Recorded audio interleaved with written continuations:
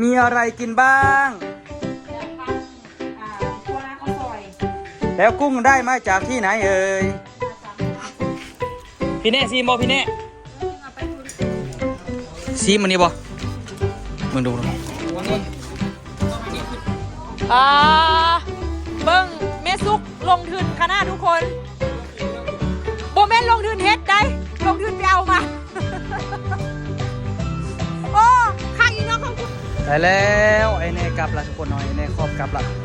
ไอ้เน่สิไปเฮ็ดคลิปต่อแล้วก็สิเดินทางกลับประเทศไทยละเด้อทุกคนเนาะไอ้แยกย้ายกันไปแล้วเนาะตอนนี้มาส่งไอ้เน่โชคดีนะครับมาบ้านละเด้อสบายดีทุกคนเนาะสบายดีตอนสวยเนาะตัวหัวโตอย่างนี้พอยากเดินออกไปมากตัวมาอยู่มาค่ะคือจะหูบ่อูแรกๆนะสมัยสงกรานต์ตะกี้นะข่อยยังนอนหลับอยู่แย่ตีนมาจ้ำปอตีนข่อยอยู่กระด้างขึ้นแบบนั้นดิสวยนะโอ้แม่พ่อเคยเห็นอะไรเกลือโอ้แห้งเลยแม่เขาเยอะเขาไม่คุยเขาตายเขาไม่สั่งเขาสวมเขาเศร้าเขาไปแห่พญาสังกัดสังขารในมือดีมันดีเพราะมีแมงตองเพราะหนองแมงตั้มเหมือนเดิมแต่ดีผีบ่ได้ผีบ่หมานผีบ่ทางบ่มีเขาออกไปอย่าซื้อมาทางมา90 ปีอย่ามาเตากาแฟอย่ามาถึงแล้วออกไปแห่พญาสังกัดสังขารมือดีมันดีผีบ่หางบ่มีเอาไปมันมือสังขารคือเราผีมีเขาจำเพิ่นตัวเนี่ยจำมัดทุกคนจำมือนี้สังขารลองแม่มีคำพูดย้อนก่อนของเขามาจำไว้จะออกไปขอจงกดกล้าขอนาพักตีนมือขอเยอะขอไม่คุยขอใต้ขอมาสร้างขอขวงขอเศร้าไปแห่พญาสังกัดสังขารในมือนี้วันนี้ผีบ่ได้ผีบ่หมานผีบ่หั่งบ่มีอันได้บ่โชคบ่ใจบ่หั่งบ่มีบ่หมานแล้วออกไปมือนี้วันนี้ไปแห่พญาสังกัดสังขารในมือนี้วันนี้และสาธุออโต้จำได้ทุกจำหรอออโต้ก็จำละมาพี่เน่มาจำได้ไหมมาเอากล้องมาเดี๋ยวถ่ายให้จำเขาหน้าขาว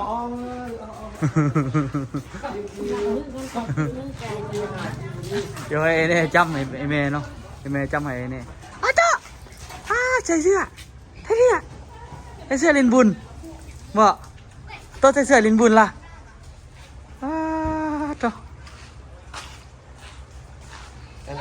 เสียแม่เขาถือมันให้ดีจักแล้วยังบ่ทันแห้งมาลิ้นสงกรานต์น้ำกันเด้อปีนี้เป้ายังไงแม่เป้าเข่าเนี่ยอย่ามันสนะเป้าคือแกบนะสลิปสีเขียวคุณออโต้ก็ได้มีอะไรกินบ้างจะทำตัวน้าข้าวซอยแล้วกุ้งได้มาจากที่ไหนเอ่ยได้มาจากแม่น้ำสารพีเอาเกี่ยวเด้อมันกับพวกเกี่ยวจะเย้าเหรอเปล่าอันนี้ไปกินทะเอาอย่างมีปิงปลามาแต่เมืองงามีตำมะเขือมาแต่เมืองงาของเรา2 หน่วยตำมะเล่นตำไผ่ถาเอาไปไว้ก่อนเอาเบิ่งทุกคนมื้อนี้มีเมนูวันนี้เฮ็ดอันนี้เฮ็ดยอจืดเนาะอันนี้เมนูที่พ่อจอยมักที่สุดเนาะแล้วก็มีเนื้อนะทุกคนเรามีซีนโอ้โหเฮ็ดเมนูหยังตัวกุ้งอันนี้โลนึงบ่กะหลายโลนึงมา2 โลเท่าไหร่นี่โล80 บาทค่ะนี่ไอ้เนี่ยโลเฮ้ยไอ้เนี่ยลงเกลือ85มั้ยบ่เอาสิถึง85หน่อยนี่นะว่า2.5แม่ซื้ออยู่ตลาดลาวมันเอาลงมีแต่85มันคือบ่เอาหลายๆอันนี้ละ45ไอ้นี่85เนาะ85เอาแม่ซื้ออยู่ตลาดลาวมันละ2.5ป่ะอันนี้กุ้งทะเลกุ้งอันนั้นก็กุ้งเขาเลี้ยงเอาก็โอ้อันนั้นเป็นกุ้งธรรมชาติอันนั้นกุ้งธรรมชาติกุ้งเลี้ยงเป็นกุ้งอันนี้แหละเป็นกุ้งแบบนี้แหละแต่มันยังหน่อยอยู่ซื่อร้านกระดอกหมูเนาะเสียจังได๋มื้อนี้มีเมนูนี่เลยนี่อีเส้นมึงดูมื้อนี้มีกุ้งซุปแป้งทอดแล้วก็ปิ้งกุ้งหน่อยนึงแล้วก็มีปิ้งซีนมีเฝอมีทอดยอแล้วก็มีพันนั่นอีหยังก็พันข้าวซอยไปอยู่หั่นเมนูยังแล้วได้แล้วนี่เมนูอันนี้แล้วละนี่บ่ได้ทอดเนี่ย ทอดก็ได้บ่ทอดก็ได้แต่ว่าเฮาสิแบ่งเป็น2อย่างนี่อันนี้หั่นสั่ง เสื้อเจียวมัน เลยเจียวมันอยู่ใส่เนาะอยู่นี่มีแต่เอา เดี๋ยวละ มีแต่เอามะนาวใส่แล้วก็เอาอันอีหยังใส่ อยากกินแล้วหิวข้าว เอาไปกินก่อนก็ได้เอาใส่เผือกตัวนั้นเดี๋ยว ครบเสร็จแล้วนะทุกคนเนาะมีหลาย ทอดอันนั้น มีหลายเมนูอยู่เนาะทุกคนเนาะมื้อนี้แต่ว่าค่อยๆเฮ็ดไปเทอละเล็กเทอละน้อย ไปสิเอื้อปอันนี้เอาไปกินก่อน ใช่อันนี้เจ้าเสียดอย่างนี้วะนี่แล้วก็มีกุ้งใหญ่นำเด้อโอ้กุ้งใหญ่แท้ๆแต่ว่าได้คือสิได้กินบ่ค่อยคน ค่อยก็ค่อยกินบ่ได้ กินเท่าละคง กินตัวนี้พอละเมนูอูอันนี้ที่มีเมนูแต่ละคนเด้อันนี้คือออนเนี่ยตั้งเฮ็ดออนเหรอย านอันกระเทียมมันไหม กูเฮ็ดหน้าข้าวซอยสั่นเฮ็ดหน้าข้าวซอยไปพันเซนเฟอร์เฮ็ดไปเฮ็ดมาก็กลายเป็นหน้าข้าวซอยเลยทั้งหมดเลยกลายเป็นข้าวซอยเลยนะกินกับน้ำนะเพราะว่าเขาเจ้ามีเฟอร์นำเด้เอาไม่ตุ่มน้ำเฟอร์เฉยไหม เนาะ ตุ่มละ อย่างละล่ะคือนี่อันนี้ไปเจอนี่เจอหรือบ่ไอ้กลุ่มเนี่ย ไปกินบุค่อยกันสันดี พูดได้บ่ค่อยละกินตัวหน่อยนี่ ใส่ถั่วเน่าผมเลยว่ะ ใส่ถั่วเน่าเลยตัวถั่วเน่าลำแพงบ่ใส่หลายอยู่ซั่นค่ะ กระเทียมคือเฝ้านั่นเธอสมบูรณ์เห็นซ้ ตัวตัวหมักอันนี้ ำกูคำกับมักได้ถั่วเน่านี่ อันนี้แห้งมัก ไอ้เนี่ยมักแค่ไอ้เนี่ย ค่อยมักถั่วเน่ามันสิวก่อน ไอ้เนี่ยเด้มักของหลอมทาว่ะ ที่จริงอาหารแบบนี้ท่านแต่ก้อนกับบุมูกินได้มามูกินตอนมาเฮียยุ่ยอย่าง เด้ส่วนกินตะกี้บ่มักว่าสันดีอู้นี่ตะกี้อันไหนว่าบ่มักนี่คือใส่อัวกันบ่มักกินว่าสัน แท้ตะกี้ต้อยซื้อมาอู้กินเลย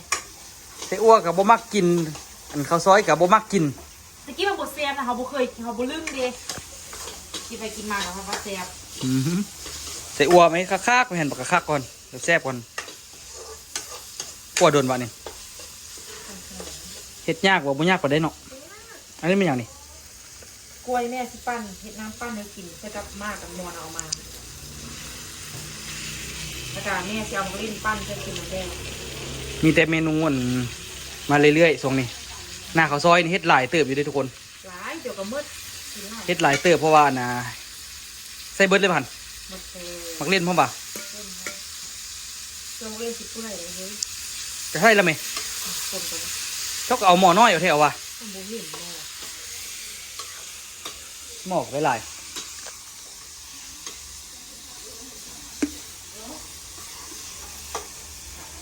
เป็นก้อนบัดนึงเป็นก้อนบัดนึงเป็นบ่เคยฟังเพลงนี้ ดึกถึงที่มาได้เตือนดึกเดือเบโดนะ แม่น นี่สิบ่แม่นเต้นก่อนบัดหนึงเต้นก่อนบัดหนึงแล้วก็เด็กเสมอมาได้ได้มาได้นำเบงโด แม่นเหรอ เห็นเธอมือเดียวเธอเดินผ่านมาโอ้ โอ้ย แม่นบ่ คือน้อยจริงๆเลย น้อยเลยเนาะใส่อันบักน้อยๆน่ะปาดโถย่างกุ้งน่ะ ฉันจะทำฉันจะไปย่าง ไปเมียนมา เงียบๆเนาะเงียบๆเงาๆเนาะ ก่อน ถ่ายคลิปแล้วจึงเฮ็ดเนาะ หากัน1 โมงครึ่งเขา เออ เขากินแล้วเขาก็นอนนี่ก็ได้นะ อันน่ะกินไปแล้วก็1 โมงครึ่งเนาะ1 โมงครึ่ง2 โมงเริ่มกิน2 โมง20 นาทีเริ่มห้องเพลง ทำคะแนนมาทำเวลา เออ บอกเพลงจะเจ็บคอเนี่ยกินยากับดี ไปเถอะ มืองา ลึกเนาะ ไปจักเฟื่อนไปจักอันนั้นบยุทธจักบ้านเลยนะ ม่วนไหน คำบอกเฟื่อนกับเฟื่อนบ่เฟื่อนเนี่ยอ่านหนังสือใช่ใช่มึงงา อ่านหนังสือมีอ่ะ อ้าวอันเชิญเจ้าไข่ปักตาลขานซ้อยเฮียม หรือว่าพ่อแม่เจ้าเอาสินสั่งอันไม่อย่างมะปอนหนนะหรือว่าแม่เจ้าเอาสินสั่งอันนั้นปอนสินสางข้างกระดางปักบ่เป็น อืม ว่างฮึบมาโอ้บันเนี่ยสู้ป่ะ อุ่นใด บักเขาเอามาโหดกูเอาเว้ยแม่นแต่เพลง เพลงสิ่งเพลงกันนะ มันหนาเพลงสิงอีก เฮาเป็นแต่เพลงเก่าเด้เขาเป็นแต่เพลงฮิต จบ แม่เขา คนนี้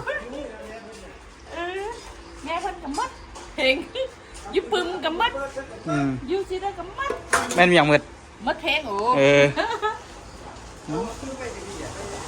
เจ้าหน้าเพลงไหนมาไล่เนาะเนี่ยไล่คนนี้ปึมมาสิ นะดูเอามาซิมพอเหรอ อันนั้นเอ้ยตัดเถอะ ตัดไหม เอาอันมีตัดเดี๋ยวนะ มา จะไปเห็นอันนี้กัน เอามาจิ้มพอเหรอ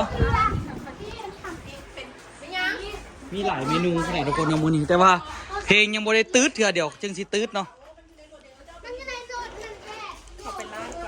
อ๋อโบราณก็ได้น้ำมาเลยพี่แน่ซีมบ่พี่แน่ จึงเอาไปพุ่น ซีมมันนี่บ่มึงดูคอยซีมเลย คือว่าเฮ็ดบ่เฮมจังซี่ ไม่ต้องเฮ็ดแฮมหลาย มันจะดึงมันเล่นแก้วมันดีนี่แน่ นี่แหละ แต่ว่าโบเซอร์มักนาวเถอะ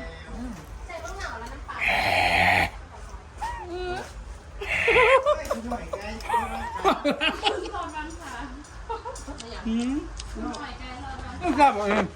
ฮะอ่ะจะไปช่วยอันนี้กินน้ำ จะเอามังนาวบีบเลยนึง มักนาว พอดีเลยยาวทุกคนมานี่ไหนยาวไปเอาไหมทำสติเอ้ยมาซีมึงดูของล่ำของแซบนี่นะล่ำบ่ล่ำนี่นะ ตั้งเน็ตก่อนกำลัง นั่นซีไหมพี่เน่ เดี๋ยวดูก่อน อันนี้นี่เป็นนาทอดของไอ้นี่เห็ดเนาะทุกคนทอดยอ เอาเลยกำลังเบิ่งคนแอบถ่ายเนี่ยดูดิมีลิขสิทธิ์แล้วเนี่ย ฮะ มีลิขสิทธิ์แล้วเนี่ย แม่บอก ลิขสิทธิ์ก่อน ไม่เหมือนไฟไอ้เนี่ยน็อกค่ะ มีทั้งคู่เลยทั้งตัวทั้งคู่เลย ๆบ่อ้ายแบบบ่ตัวบ่ได้เจ็ดนึงจักเทื่อ ก็ได้อยู่อืม เพราะอันแน่บ่ได้ก็บ่ได้เนาะ ได้แล้ววะได้หลายแสนอยู่อืมอืม ร้านเสร็จนะเมื่อวานลงอย่าวันเกินเนาะเขาอาจจะชอบแบบนี้มั้งของหายากไง อืม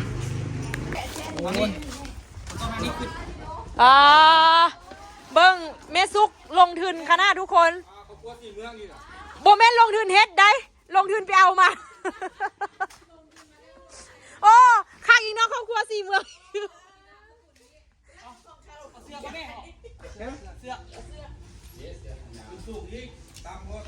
เอามันบุกเสื้อเลยเดี๋ยว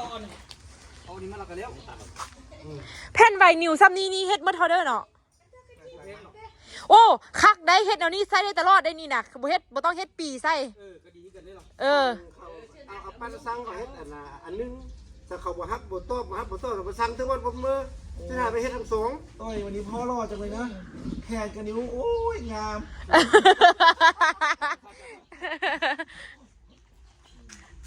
ไปเพียแน่ตลาดเซาซัน1เดี๋ยวอู้พาไปได้ลายดูใบลายอีหยังว้าท้อง ก็เลยว่าที่พาเฮียเนี่ยไปตลาดเซาซัน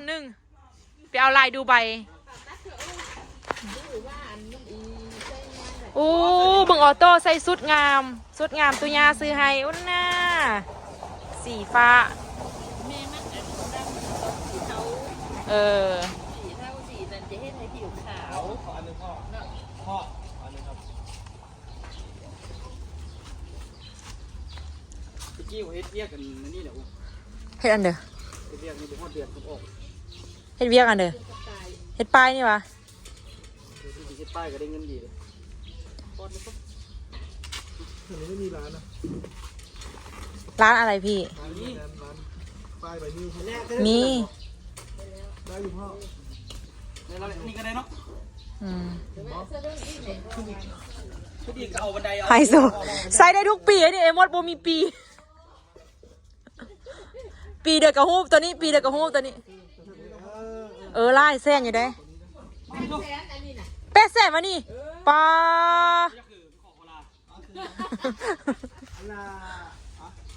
เพราะมันเขากลัวเสียงเบื้องนี่อยู่พันน่ะบางทีเขากลัวเสียงเบื้องกันนี่มีอยู่ตัว พี่นาเขาก็ไปพี่นา พี่นาเห็นไหมอย่างนี้ถ้าเขาบุเซอร์ปี พี่นาเขาไปเราก็เอาไปกระทึบ ว่าเขาบุเซอร์ปีพี่นาไปได้ยูดีน่ะ ปิ้นกับแสน200,000นี่คือ 800,000อ่า เขาปิ้นกำไรมันเจ้าคือไปเฮ็ดน้องไอพรเบิดแสนเดียว50,000ผมนะ อาจารย์ก็จีมันยังได้ว่าอาจารย์แน่อาจารย์ก็จีมันยังได้อาตัวนี้นะเนี่ยก็ได้จีเมืองยังมาขึ้นเย้ โอแมนเดอร์ออโต้ไฟด่างรอเบียร์ยาว ออโต้บ่ได้ไปสีเมือง ออโต้ไม่เงียนออโต้ เนี่ยเราตัววะเนี่ยเราตัว มาเด้อเด็กดีเด้อ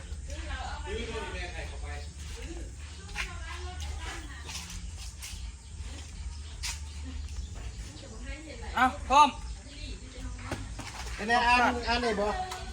อ่านได้พ่อสบายดีปีใหม่แล้วยินดีต้อนรับญาติพี่น้อง ครอบครัวสีเมือง ว้าวเก่งถึงทุกโตเลย จะเป็นเคยลาวพ่อเดี๋ยววันนี้มีคนมาดูตัวอยู่พ่อใจเย็น แมนเขาขาดมาแล้วค่าดอง500,000 บาทคำ5 บาท หมู2 โต ควาย2ตัว ควาย2 โตหมู2 โตไก่โต1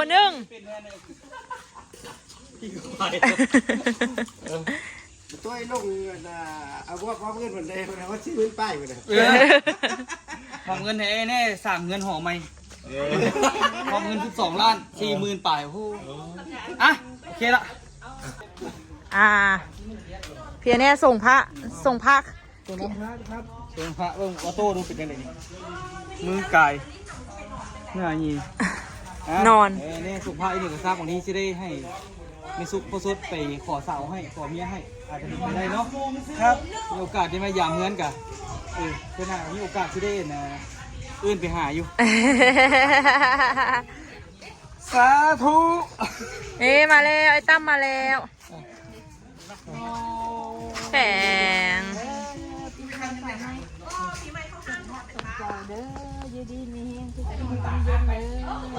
งานดีเจสิเปิดแล้วได้นี่ มีการเท่าไหร่ตั้งให้อุ้ยชื่อเป็นตาดิเป็นตาไปชื่อเด้อเหรอตัวบังน้อง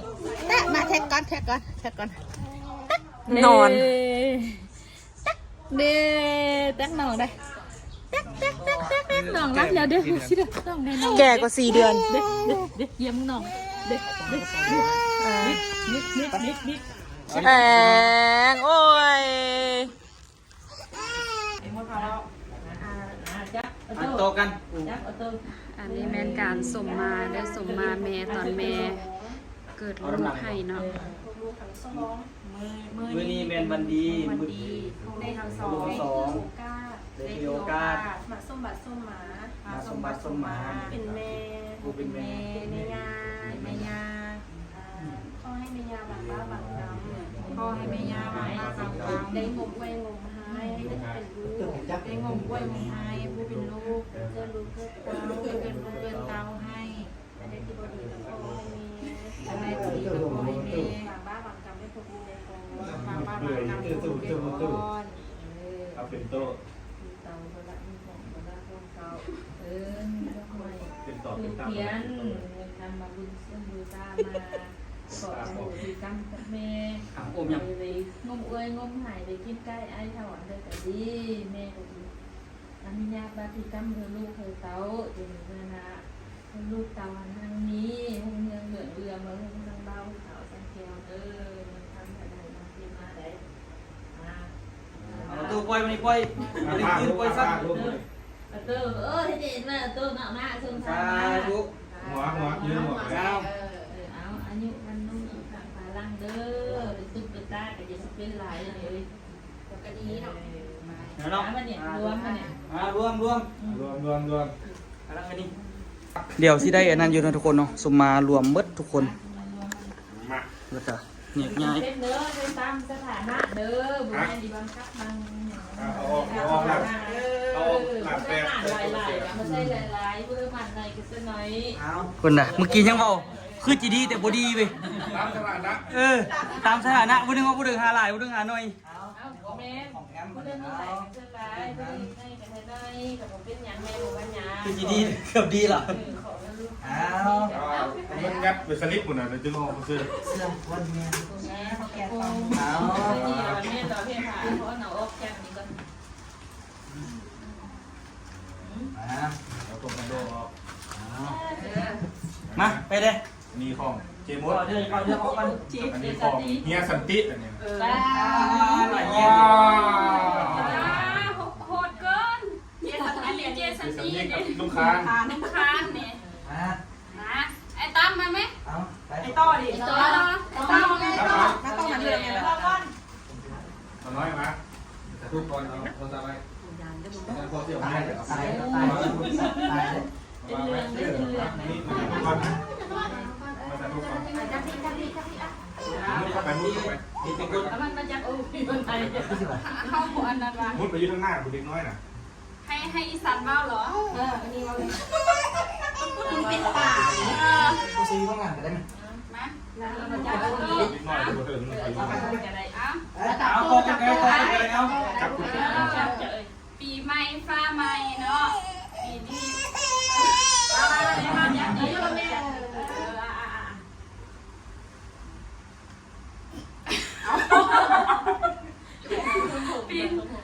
ปีใหม่ฟ้าใหม่ปีนี้เนาะอันพวกลูกกับโบมีอย่างหลายเนาะกันมาขอสมา นี่พ่อมาแต่ว่าเมื่อ มาไหมมาขอสมาพ่อแม่ ได้มาส้ม เนาะ มาผู้เป็นพ่อเป็นแม่ อันใดที่พวกลูกพวกเต้าได้เคยกระทำผิดไปก็ขอให้พ่อกับแม่อันพ่อกับ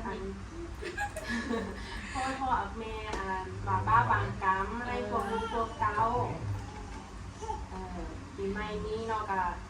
พวกลูกพวกเต้ากับพ่อให้แม่มีเด็กสุขพ่อกับแม่มีสุขภาพแข็งแรงเอาแล้วเลย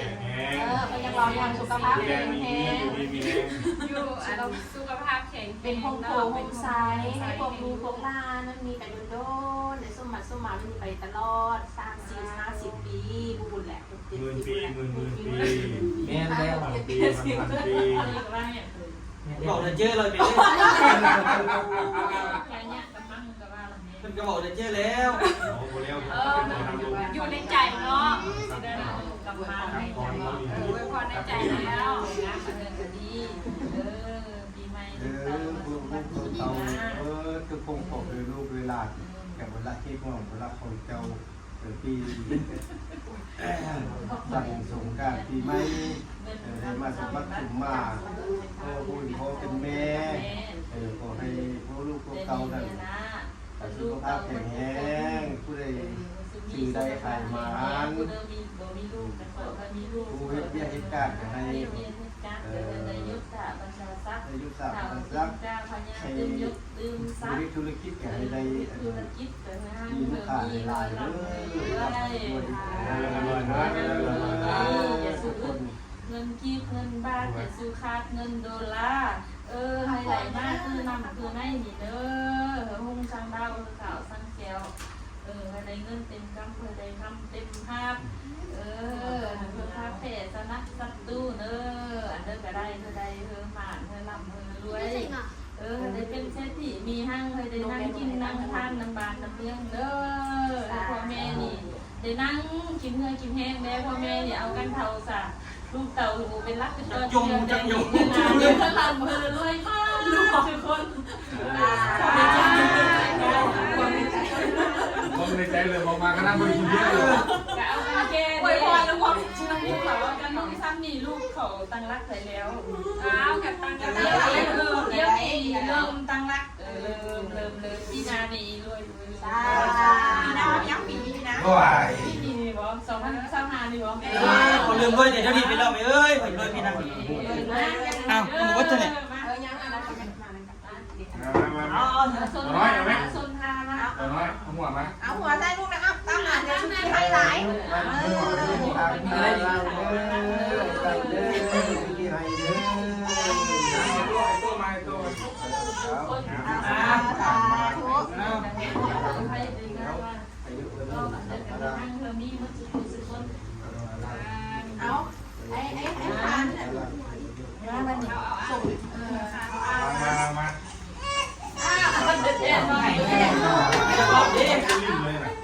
รับเลยกวนมันลืมก่อนเลยรับไปเยอะ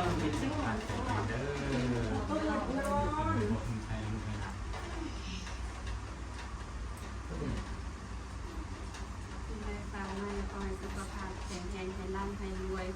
นั่งอยู่กินนั่งกินนอนกินบ่เล็กกันยานได้ยังเลยทำงานเลยยานนิดเดียวด้วยแต่ยังเลยนั่งกินนอน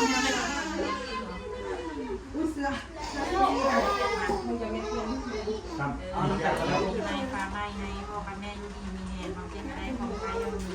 คิดสิ่งใดปรารถนาสิ่งใดขอให้สมดังใจปรารถนาเด้อไปตั้มไปต่อ เบาเนี่ยเบาเนี่ยเบาเนี่ย เบาไหน อายุมันยืนหมื่นปี เห็นแต่ดังจีนเลยเด้อไปแล้วไอ้แน่กลับละทุกคนหน่อยไอ้แน่ครอบกลับละไอ้แน่สิไปเฮ็ดคลิปต่อแล้วก็สิเดินทางกลับประเทศไทยละเด้อทุกคนเนาะไอ้แยกย้ายกันไปแล้วเนาะตอนนี้มาส่งไอ้แน่โชคดีนะครับ เดินทางปลอดภัยเด้อไป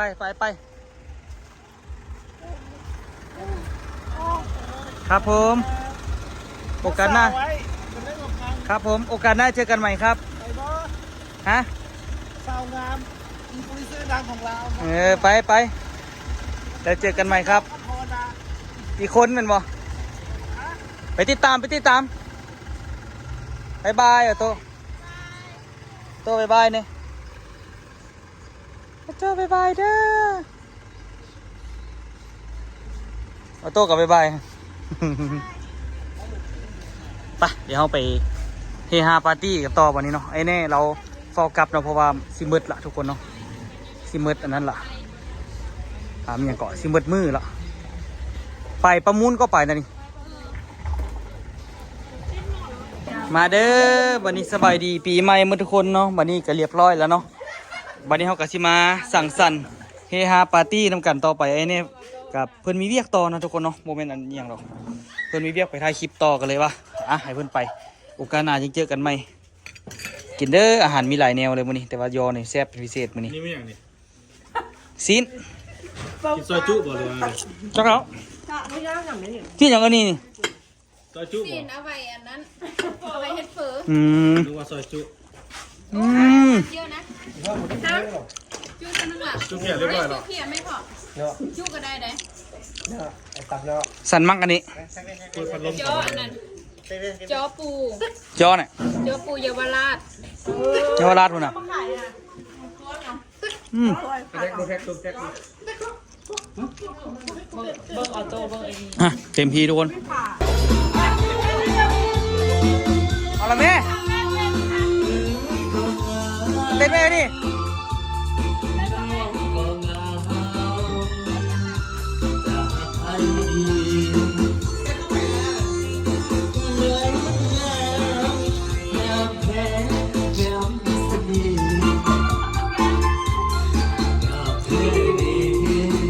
งามลืมว่าวันจากใจ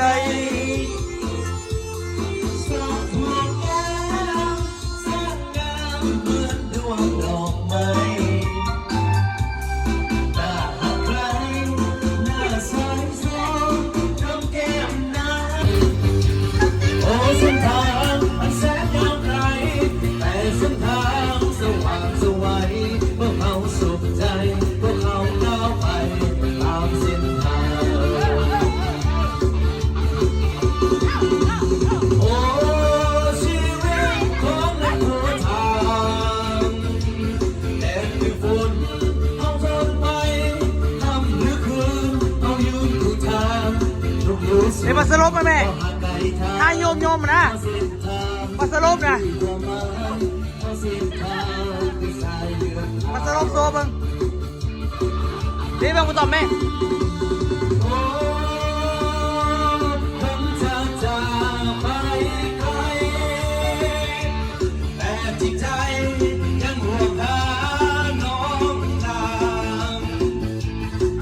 เส้นทางกันพอทันแล้วขอน้องแก้วติดใจติดใจ คุณเด้อ ขอใจคอยอายกลับมานี่สิเป็นยังไงครับ เอาคือไอ้แดงเอาคือไอ้แดงมาดู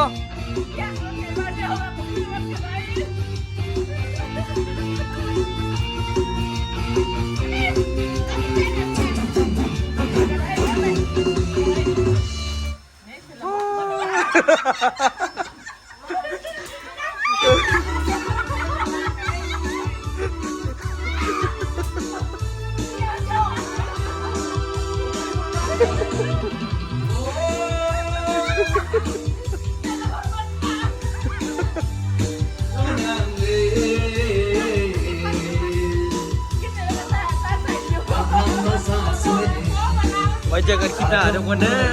อมวนมานี่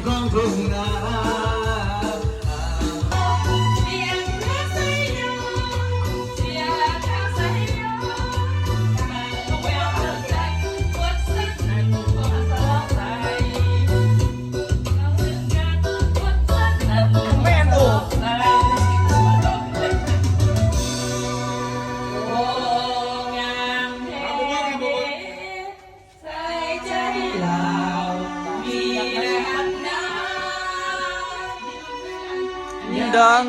เดวงจำปา